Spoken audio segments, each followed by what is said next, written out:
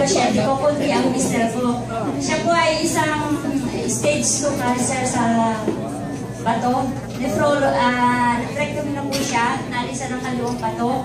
After 4 years, yung inalis sa kanyang kaliwang bato, yung pinag-alisan, nagkabukol, massive, marami talaga.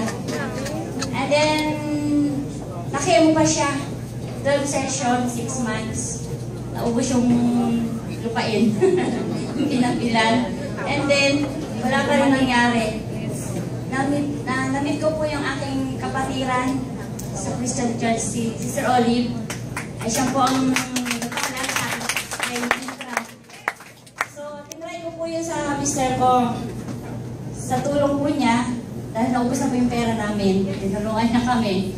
Napainom ko yung mister ko. Sa ngayon po, yung last niyang chemo, ang bukol po is hindi naalis sa 9.7 cm. Nung makainom po siya ng 3 months pa lang, 6.6 na. Yes! Sponsor ko si Sister Olive, naka-express ko ako.